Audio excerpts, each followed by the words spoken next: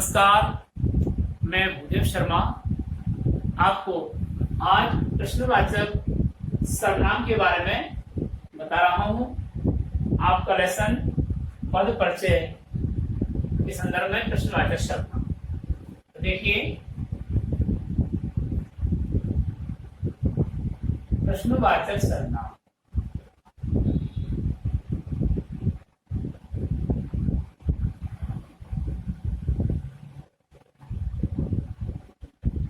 अभी हमने पिछले लेसन में पढ़ा था, पिछली कक्षा में पढ़ा था कि सर्वनाम के कितने भेद होते हैं, सर्वनाम किसे कहते हैं, सर्वनाम के कितने भेद होते हैं, और उनमें हमने गुणवाचक सर्वनाम, निश्चयवाचक सर्वनाम, अनिश्चयवाचक सर्वनाम, और अब आता है आपका प्रश्नवाचक सर्वनाम। प्रश्नवाचक सर्वनाम किसे कहते हैं? देखिए, जिन सर्वनाम शब्दों का प्रयोग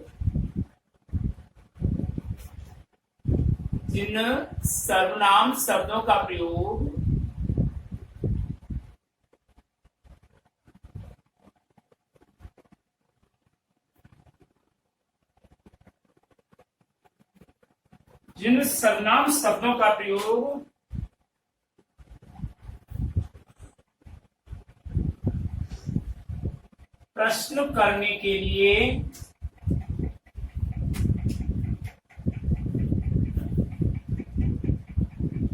किया जाता है,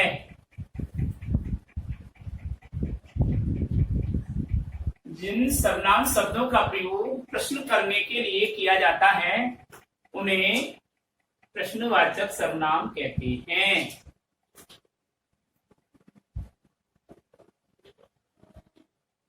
प्रश्नवाचक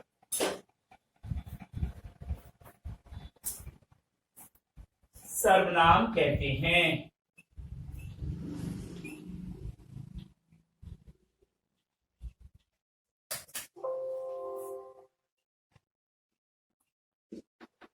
जिन सर्वनाम शब्दों का प्रयोग प्रश्न करने के लिए किया जाता है उन्हें प्रश्नवाचक सर्वनाम कहते हैं। जैसे कौन कौन से शब्द है वो? कौन, किसको,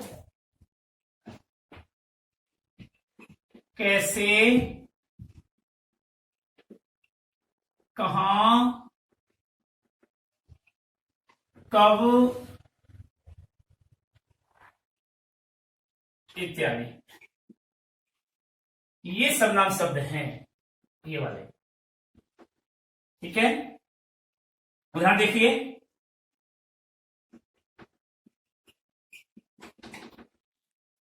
कौन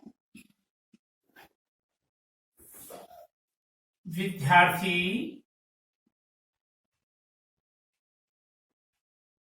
कक्षा में होशियार है?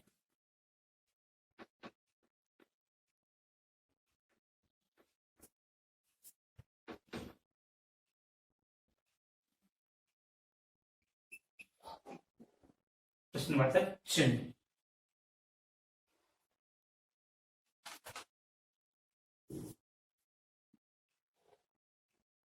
किसे बुला रहे हो?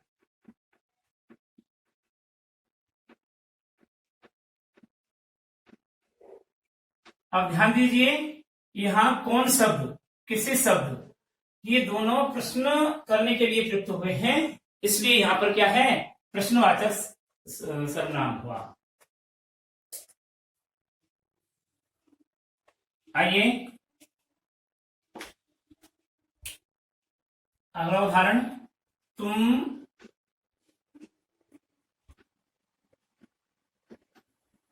कब जा रहे हो?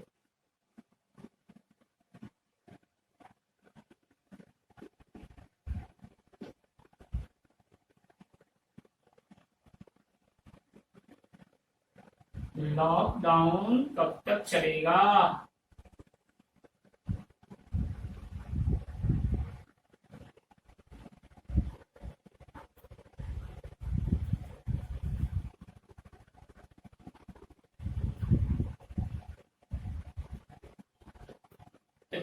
ये है। अगला है नेक्स्ट, चौथा 5वां नंबर का देखिए, वह है संबंधवाचक सर्वनाम। ये है चौथे नंबर का हुआ और ये है 5वें नंबर का।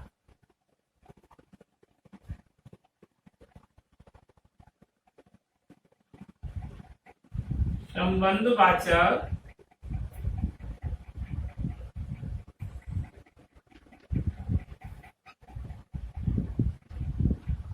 सर्वनाम।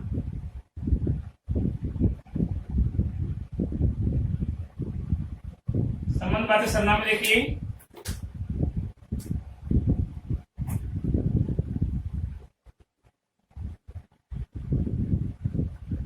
वे सर्वनाम शब्द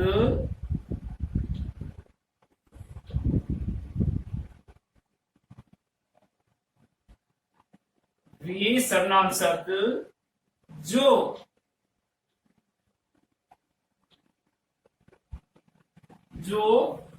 दो व्यक्तियों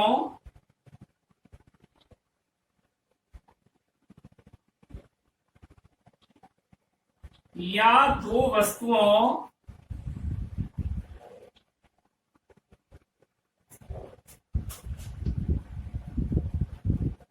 वे सर्वनाम शब्द जो दो व्यक्तियों या दो वस्तुओं के बीच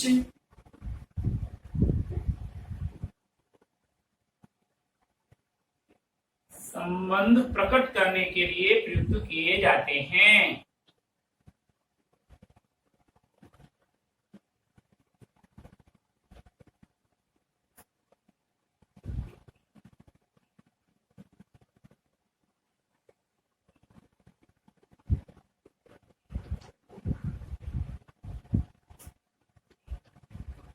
उन्हें संबंधवाचक सर्वनाम कहते हैं।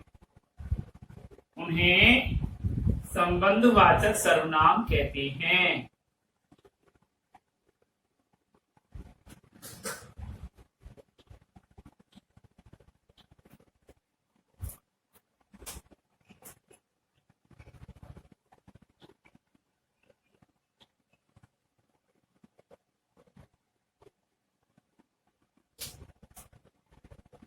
ठीक है, अर्थात हम दूसरे रूप में ऐसे भी कह सकते हैं, अर्थात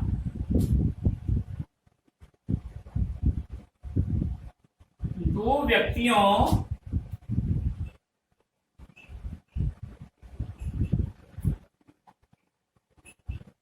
या दो वस्तुओं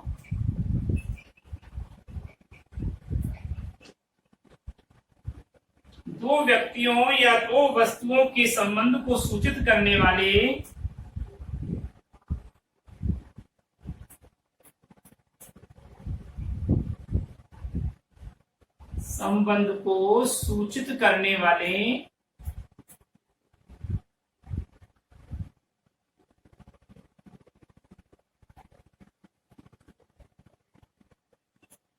सर्वनाम शब्दों को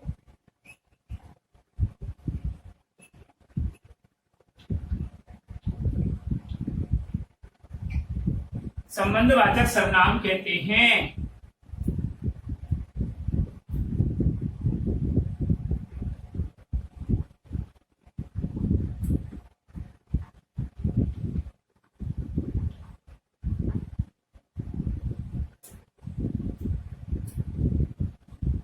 ध्यान दीजिए, वे सर्वनाम शब्द जो दो व्यक्तियों या दो वस्तुओं के बीच में संबंध प्रकट करने के लिए प्रयुक्त होते हैं।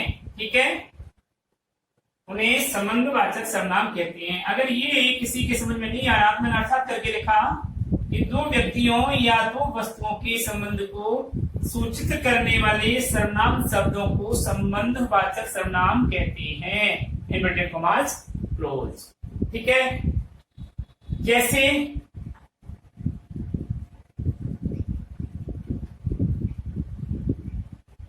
देखिए,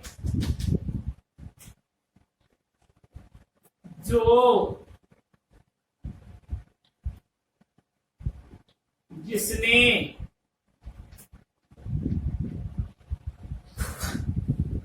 जिन्होंने,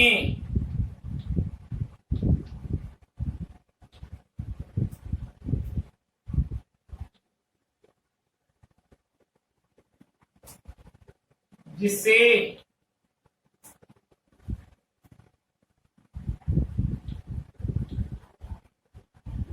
इत्यादि।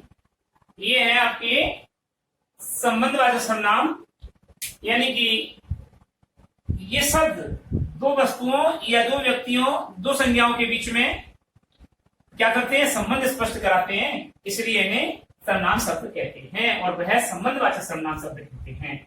उदाहरण देखिए, एग्जाम्पल,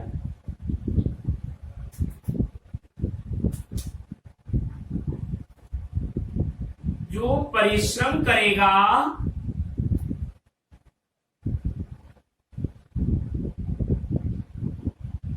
जो परिश्रम करेगा वह अवश्य सफल होगा। वह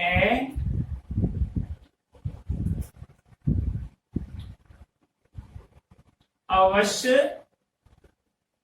सफल होगा।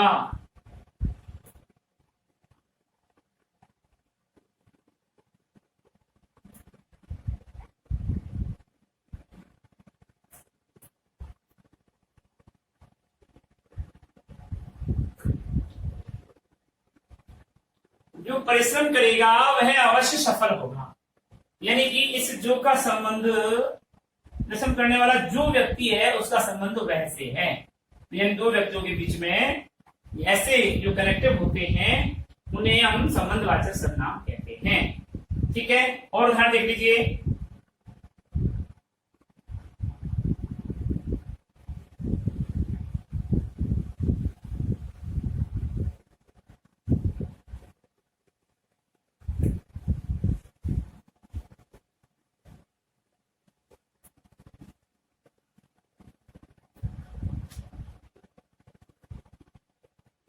नेक्स्ट उदाहरण, जो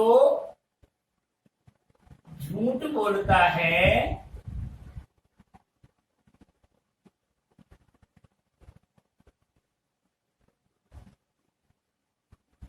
जो झूठ बोलता है वह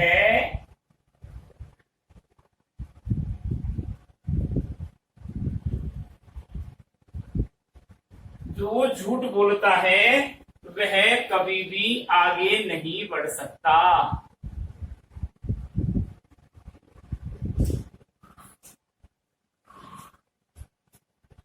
ये सीबीएसई में आ चुका है उदाहरण। ये सब उदाहरण जो लिखवा रहे हैं हम यहाँ पर, वो सब सीबीएसई आरबीएसई बोर्ड में आए हुए हैं। तो जो झूठ बोलता है, कई बार क्या होता है कि हम लोग झूठ के ऊपर चंद्रबिंदु लगा देते हैं इस तरीके का, मतलब ये सही है झूठ नहीं, झूठ में चंद्रबिंदु का प्रयोग नहीं किया जाएगा, केवल ऐसा रहेगा। ठीक है, तो जो झूठ बोलता है वह कभी आगे नहीं बढ़ सकता। तो वह शब्द के लिए आया है जो, तो इन दोनों का झूठ बोलने वाले के लिए आया वह और झूठ बोलने वाले के बीच में और वह के बीच में जो है कनेक्टिव है, ये सर्वनाम के रूप में है और ये आपको क्या कर रहा है, संबंधवाचक सर्वनाम का द्योतक है। ठीक है, अगला देखिए, निजवाचक सर्वनाम, छठा एंड लास्ट सर्वनाम द्वारा निजवाचक सर्वनाम। जैसा कि नाम से ही पता है, निजवाचक सर्वनाम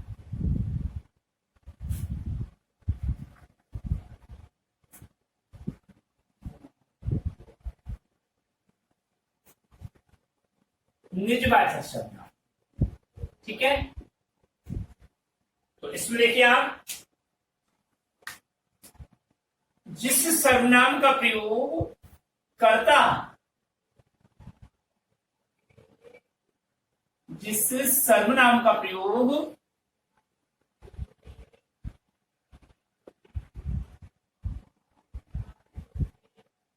कर्ता अपने स्वयं के लिए प्रयुक्त करता है,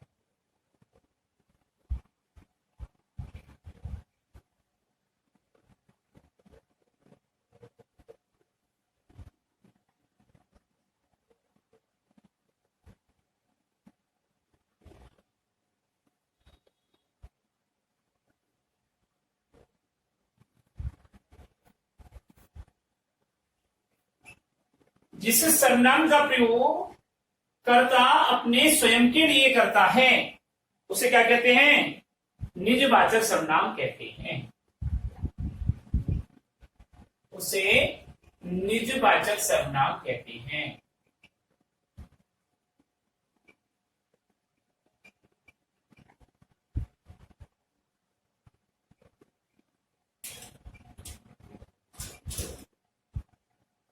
ठीक है, जैसे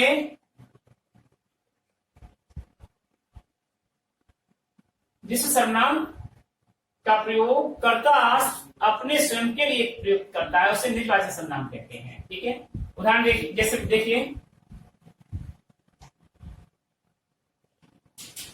अपने आप,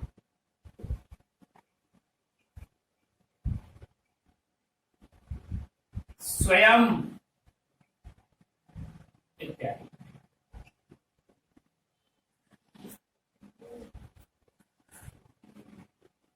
एग्जाम्पल देखिए, मैं अपने आप चला जाऊंगा।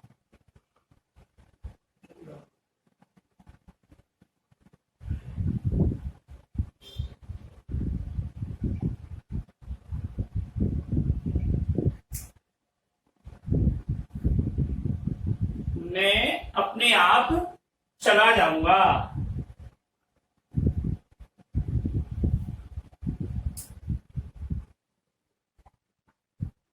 हम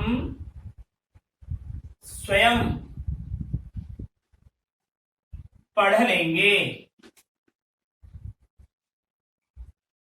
यहां कर्ता इस शब्द को स्वयं के लिए, अपने आप के लिए प्रयुक्त किया कर रहा है, इसलिए यह निजवाचक सर्वनाम का हुआ।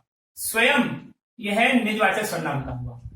ठीक है, तो जिस सर्वनाम शब्द का प्रयोग कर्ता स्वयं,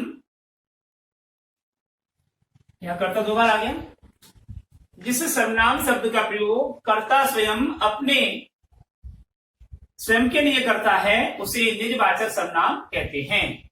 अपने आप, उदाहरण दिया सुनिए, जैसे बताया है, स्वयं, ये दोनों ही शब्द क्या है? निजवाचक सर्वनाम के हैं। एग्जाम्पल यहां पर दिया है कि मैं अपने आप करता है, यानी मैं अपने आप चला जाऊंगा। यहाँ अपने आप शब्द क्या है? निजवाचक सर्वनाम का है। यहाँ पर स्वयं शब्द निजवाचक सर्वनाम का है। इस प्रकार सर्वनाम के फिर पूरे हुए। अब आता है हमारा पद परिचय का प्रकरण। क्या हमको ये क्यों पढ़ना पड़ा? क्योंकि सर्वनाम शब्दों का प्रयोग पद परिचय करने के लिए हमें जानकारी होनी चाहिए कि सर्वनाम कितने प्रकार के होते हैं। अब आता है पद परिचय। तो देखिए, सर्वनाम का पद परिचय करते समय निम्न बिंदुओं का ध्यान रखना चाहिए।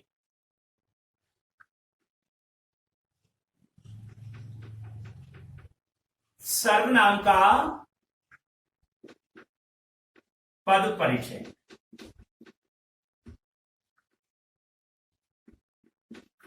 ये रेड वाला आपको दिखाई दे रहा है क्या? ठीक है, तो सर्वनाम का पद परिचय करते समय निम्न बिंदुओं का ध्यान रखना चाहिए। देखिए, सर्वनाम शब्द का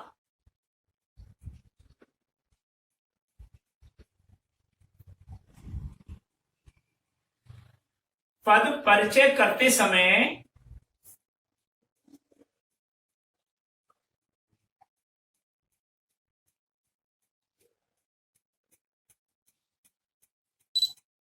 हमें निम्न बिंदुओं का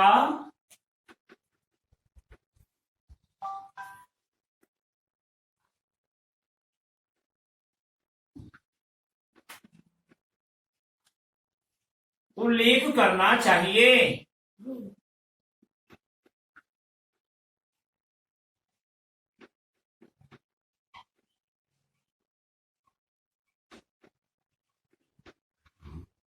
कौन कौन से है वो निम्न बिंदु? नंबर 1,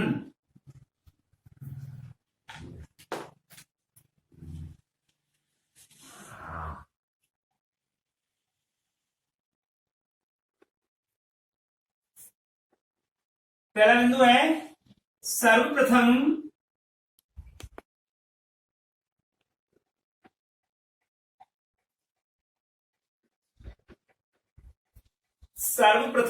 प्रस्तुत सर्वनाम शब्द का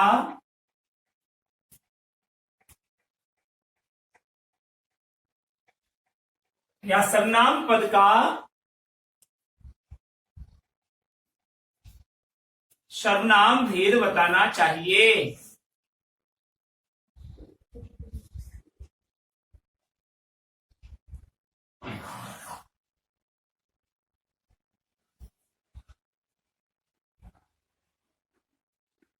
दूसरा बिंदु है सर्वनाम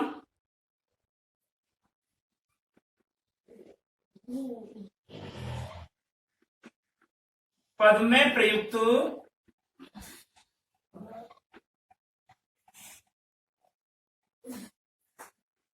लिंग,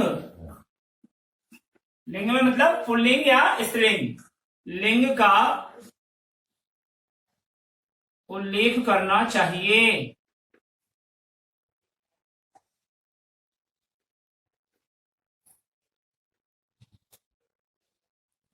और तीसरा बिंदु है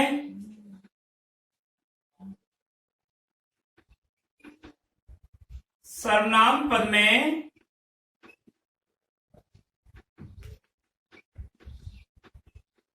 प्रयुक्त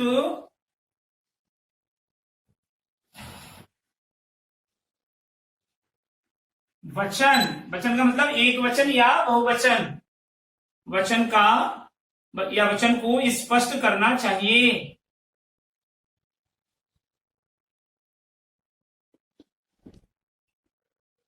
और चौथा बिंदु है प्रस्तुत पद में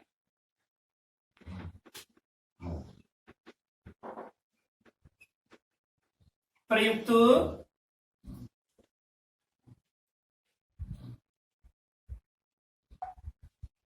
कारक का निर्धारण करना चाहिए।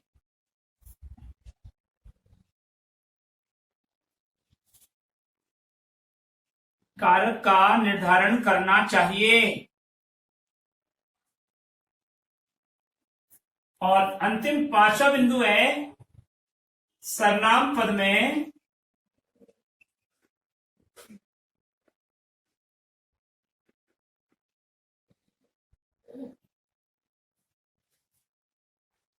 सर्वनाम पद का वाक्य में प्रयुक्त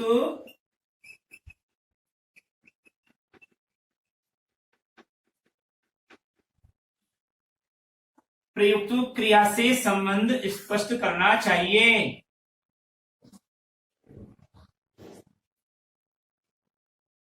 संबंध स्पष्ट करना चाहिए। तो ये 5 बिंदु में हमको सर्वनाम का पद परिचय करना होता है। अब देखिए उदाहरण बताते हैं।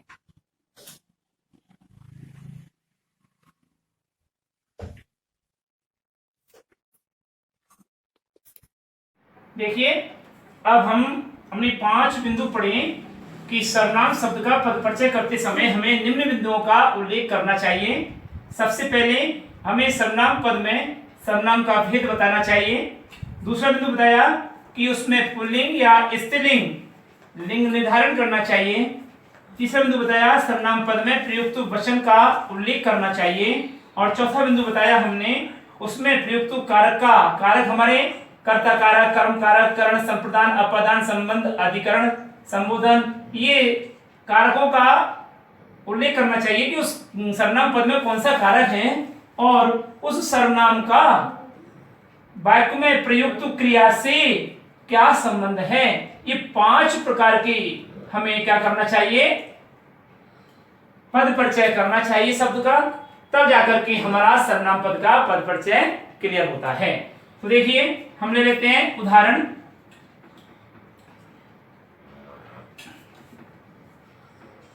नंबर 1, घंटी बजी है कोई आया है।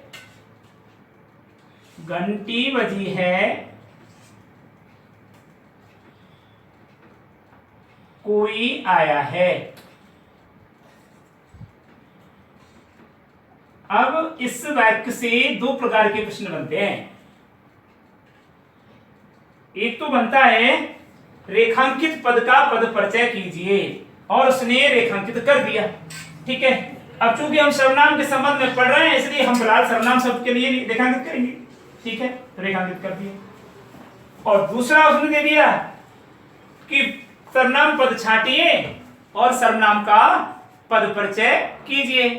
दूसरा बिंदु उसने क्या दे दिया कि सर्वनाम पद छांटिए और सर्वनाम का पद परिचय कीजिए। तो ध्यान दीजिए, हम यहां पर पद परिचय करेंगे कोई का, कोई। प्रश्न है रेखांकित पद का पद परिचय कीजिए। रेखांकित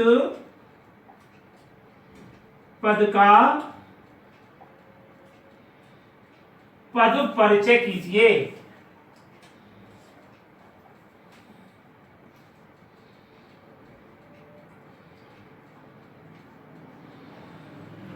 चलो मैं वो प्रश्न भी लिख देता हूं दूसरा भी। दूसरा प्रश्न है कि वाक्य में प्रयुक्त सर्वनाम पद छांटिए। वाक्य में प्रयुक्त सर्वनाम पद छांटिए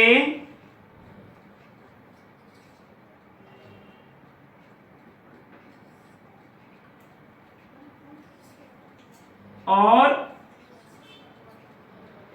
उसका पद परिचय कीजिए।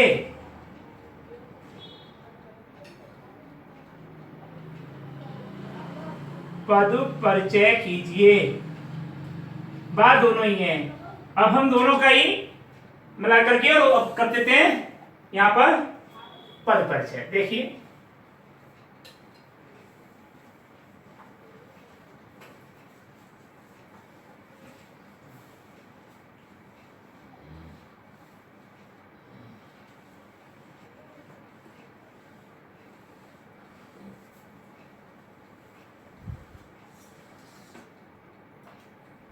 अब वो वाक्य में आया है कोई शब्द, तो यहां पर लिखेंगे सर्वनाम पद।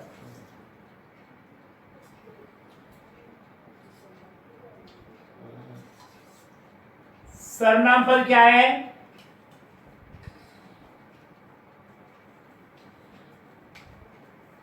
वह है हमारा कोई।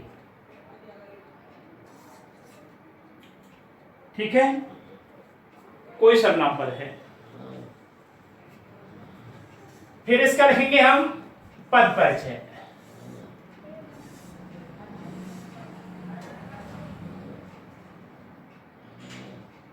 दिखाई दे रहा है क्या? सर्वनाम पद कोई।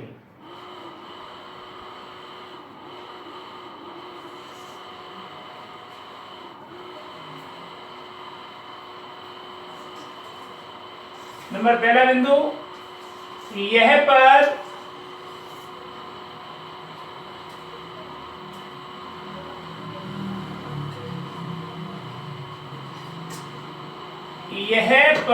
अनिश्चयवाचक सर्वनाम का रूप है।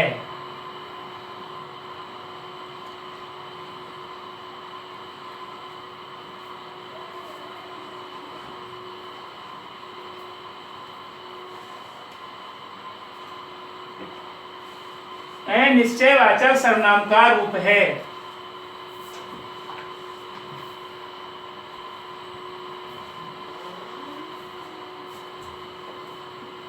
ठीक है। नंबर दूसरा, यह पद, अब यहां हमें देखना है कि कर्ता का क्रिया से लिंग का पता चलता है। यदि क्रिया स्त्रीलिंग में है तो यह यहाँ पर स्त्रीलिंग में होगा, और यदि क्रिया पुल्लिंग में प्रयुक्त हुई है तो यह पद भी पुल्लिंग में है। तो कोई आई है, अगर ऐसा होता तो यह स्त्रीलिंग का माना जाता। वाक्य में आया है कोई आया है, तो इसलिए यह पद पुल्लिंग में प्रयुक्त हुआ है। किसमें? पुल्लिंग में प्रयुक्त हुआ है।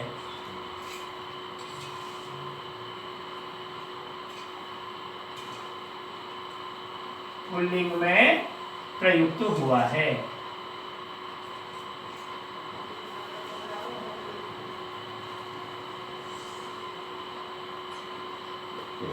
ठीक है। तीसरा बिंदु है इसका कि यह पद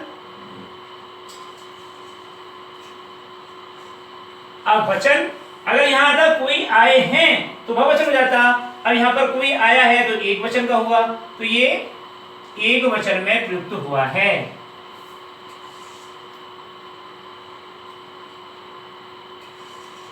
एक वचन में प्रयुक्त हुआ है। ठीक है। चौथा बिंदु है इसका, यह सर्वनाम पद कारक में आइए जी, कारक कौन सा है? कर्ता के अनुसार क्रिया का प्रयोग किया जाता है। यहाँ दो वाक्य है, संयुक्त तो वाक्य नहीं होकर के मिश्र वाक्य है। यहाँ पर दो वाक्य है, तो है घंटी बजी है, तो ये वाक्य अलग हो गया। कोई आया है, ये आश्रित वाक्य है। ठीक है, तो कोई आया है ये अपने आप में एक पूर्ण वाक्य है, तो कोई यहाँ पर कर्ता है और आया है यहाँ पर क्रिया है। तो हम कह रहे थे कर्ता के अनुसार क्रिया का प्रयोग किया जाता है, तो यहाँ पर क्लियर हो गया कि कोई कर्ता है तो यह सर्वनाम पद कर्ता कारक के रूप में प्रयुक्त हुआ है।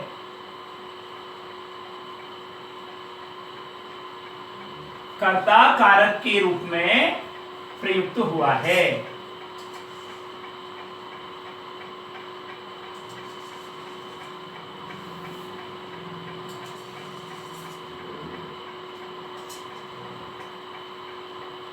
ठीक है। पांचवा बिंदु है इसका पद परिचय का कि यह पद अब कारक का संबंध क्रिया से बतलाइए। तो यह पद आया है क्रिया का करता है, आया है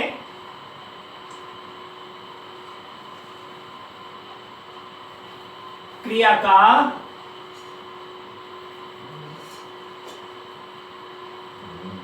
कर्ता कारक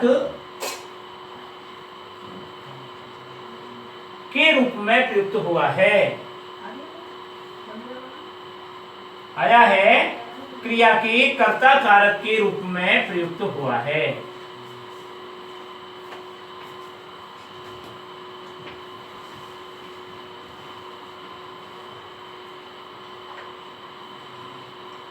ध्यान देने वाली बात यह है कि कर्ता के अनुसार क्रिया होती है, और जो चौथे बिंदु में आपने जो कारक उसको घोषित कर दिया, उसको क्रिया से उसी कर्ता से संबंध बताना, उसी कारक से संबंध बताना है। कर्ता है तो यहां पर भी कर्ता आएगा, कर्म है तो यहां पर भी कर्म आएगा, यहां दूसरा रूप हो ही नहीं सकता।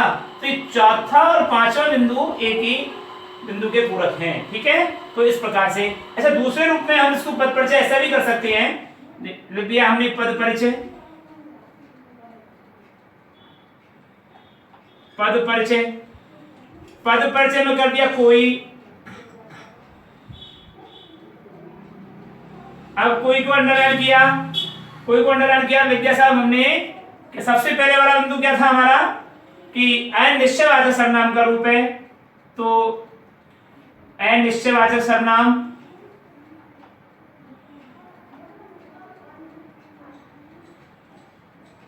अनिश्चयवाचक सर्वनाम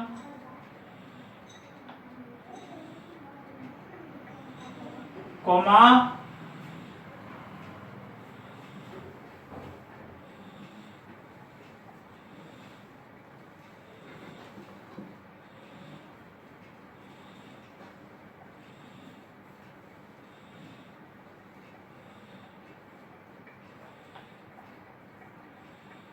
कोमा पुल्लिंग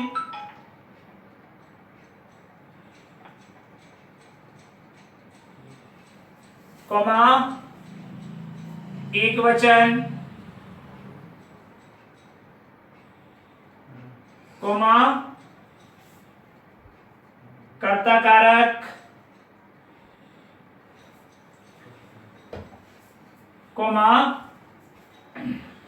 क्या आया है क्रिया का कर्ता, आया है क्रिया का कर्ता। इस प्रकार से भी हम इसको कर सकते हैं, लेकिन वनस्पत इसमें आपको मार्किंग कम आएगी। क्यों आएगी? क्योंकि माना उसने एक ही बिंदु दे दिया, ये अंडरलाइन कर दिया, ऐसे करके प्रश्न पूछ लिया और आपने एक ही लाइन में लिख दिया या 2 लाइन में लिख दिया, तो नंबर 2 नहीं आने वाले हैं। आपको कम से कम 3 से 4 बिंदु आपको लिखने पड़ेंगे, तब आपके नंबर आएंगे। बिल्कुल सही है ये सही है, लेकिन इम्प्रेस नहीं हुआ एग्जामिनर, आपको नंबर इसमें, इस मैटर में आपको नंबर कम आएंगे बनस्पत इसके। इसलिए आप बिंदुवार लिखें, आपको बिंदुवार, आपको अलग हट करके आपकी कॉपी होनी चाहिए। आप बिंदुवार लिखेंगे तो आपके नंबर अच्छे आएंगे। ठीक है, दूसरा उदाहरण देखिए।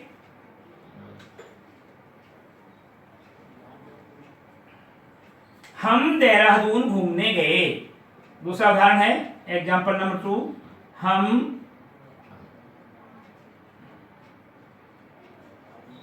देहरादून घूमने गए।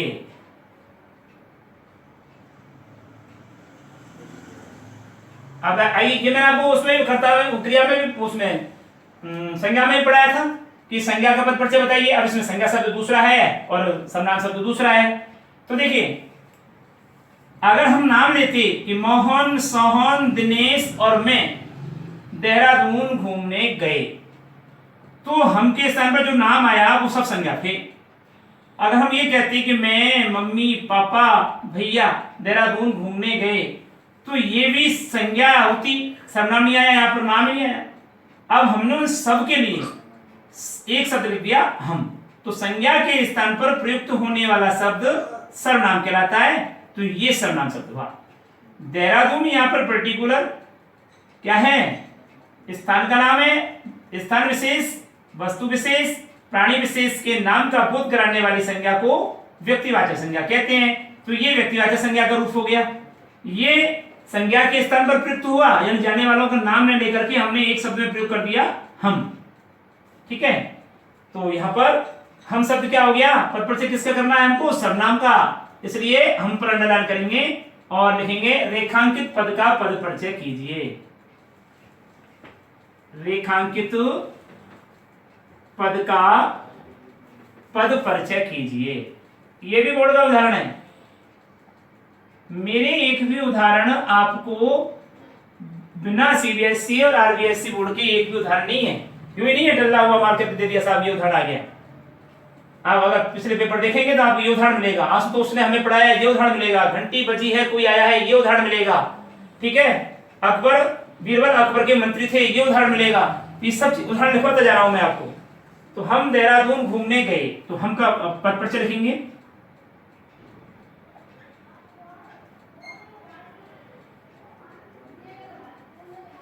हम पद परिचय में देखिए, पद परिचय करेंगे हम का, किसका करेंगे, हम का। तो आइए बिंदु नंबर 1, यह पद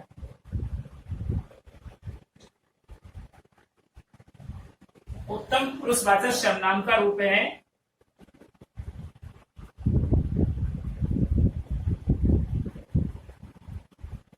उत्तम पुरुषवाचक सर्वनाम का रूप है।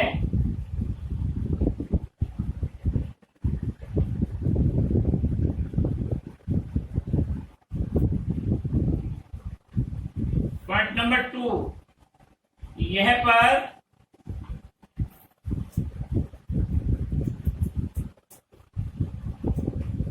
पुल्लिंग में प्रयुक्त हुआ है। अब बहुत से लोग ये कहते हैं कि सर ये यहाँ पर पुल्लिंग और स्त्रीलिंग दोनों के लिए प्रयुक्त हुआ है। नहीं, क्रिया से स्पष्ट होता है घूमने गई। ठीक है, हम यहाँ पर पुल्लिंग आया है इसलिए, क्रिया पुल्लिंग आई है इसलिए हम पुल्लिंग मानेंगे। तो यह पद पुल्लिंग में प्रयुक्त हुआ है।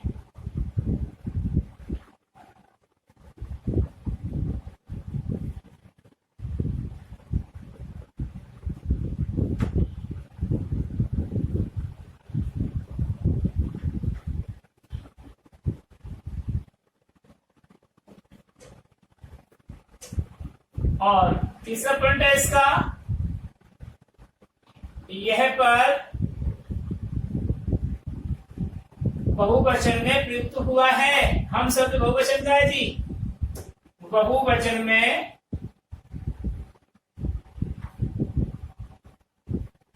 प्रयुक्त हुआ है।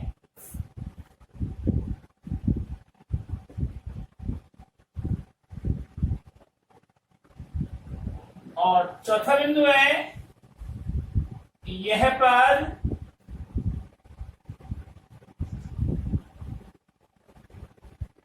कारक देखिए, कौन घूमने जाता है, कौन घूमने जाते हैं, कौन का प्रश्न का उत्तर आता है, कर्ता।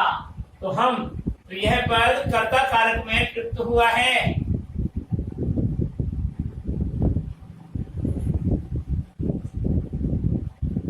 कर्ता कारक में प्रयुक्त हुआ है।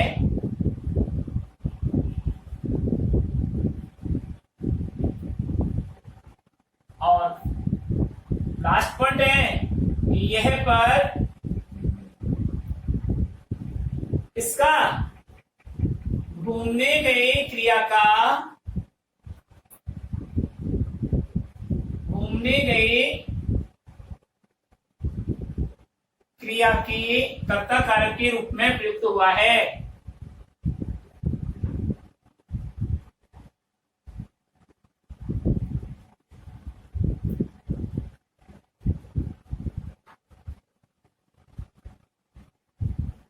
के रूप में प्रयुक्त हुआ है। अब दूसरे रूप में आप ऐसे भी कर सकते हैं, जैसे मैंने आपको अभी बताया ऊपर के रूप में, कि कोई अनिश्चयवाचक सर्वनाम पुल्लिंग एक वचन करता ही कॉमा लगा करके पांचों बिंदुओं को क्रम से लिख सकते हो, एक लाइन में आ जाएगा। लेकिन हमको वो उत्तर नहीं देना, हमें ये उत्तर देना है। और दो बिंदु पूछता है तो दो बिंदु भी इसी प्रकार के उत्तर देने हैं। फर्स्ट दो बिंदु आपको ये इसमें उत्तर में लिखने हैं।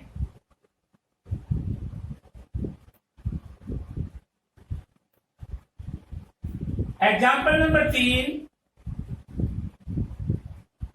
महकता गुलाब किसे नहीं सुहाता। और इसी के साथ में आपका क्या हो जाएगा, ये सर्वनाम शब्द का पद पर से समाप्त हो जाएगा। महकता गुलाब किसे नहीं सुहाता।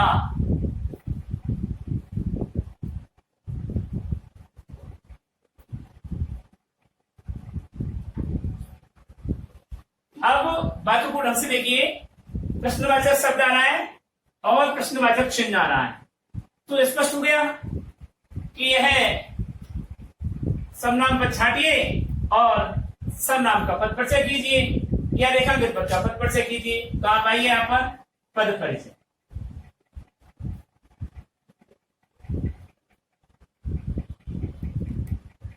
फटाफट देख लो इसको भी।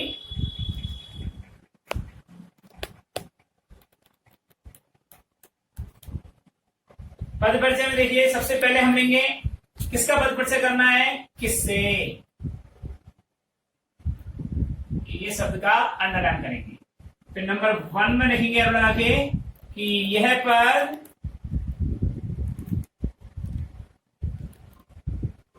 प्रश्नवाचक सर्वनाम के रूप में, अनिश्चयवाचक नहीं है, प्रश्नवाचक है, क्योंकि प्रश्नवाचक शब्द है। प्रश्नवाचक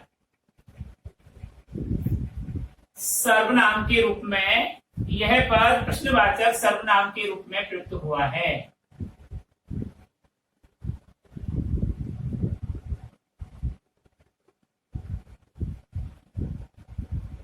प्रयुक्त हुआ है। पॉइंट नंबर 2 अब लगाइए, यह पद पुल्लिंग में प्रयुक्त हुआ है।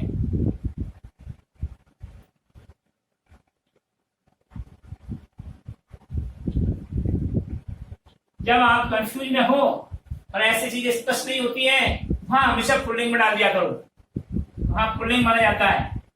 तो यहां यह पद पुल्लिंग में प्रयुक्त हुआ है।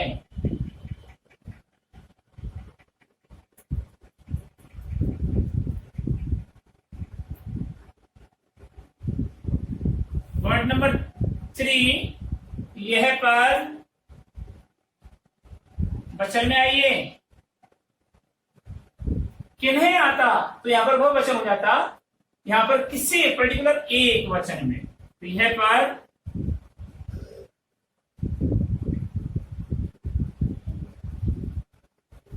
एक वचन में प्रयुक्त हुआ है।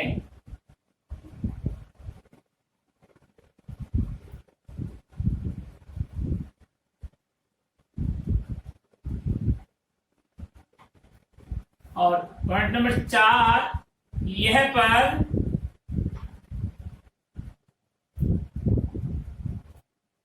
कारक देखिए कर्म कारक में प्रयुक्त हुआ है। किसको सुहाता है, किसको? तो यहां पर कर्म कारक में प्रयुक्त हुआ है।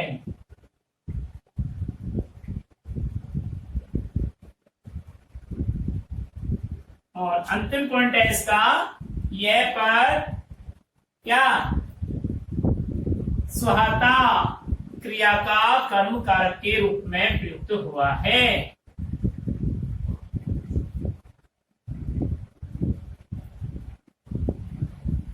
यह पद सुहाता क्रिया के कर्म कारक के रूप में प्रयुक्त हुआ है।